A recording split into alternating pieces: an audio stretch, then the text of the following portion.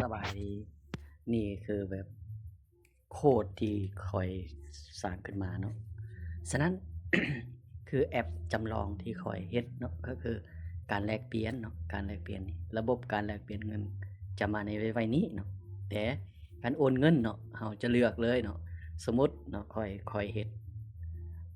คือกีบนี่เนาะเราเลือกเป็นกีบเนาะ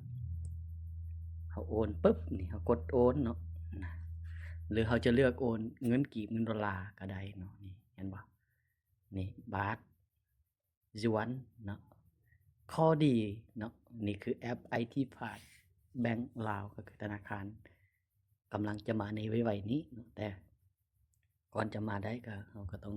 มีหลายหลักอักษรหลายอย่างเนาะฉะนั้น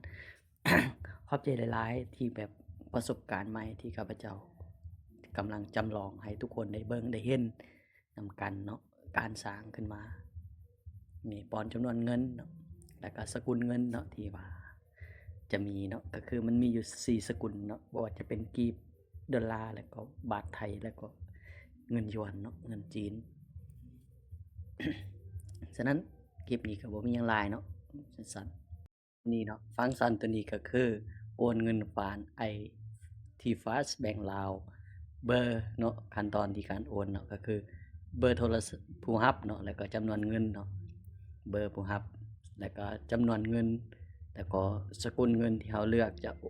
ให้โอนบ่ว่าจะเป็นกีบดอลลาร์บาทหยวนเนาะเวลาเราโอนมันจะแปลแบบอัตโนมัติเลย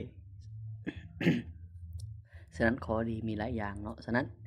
อันนี้เป็นขั้นตอนในการยืนยันเนาะยืนยันการโอนเงินเนาะ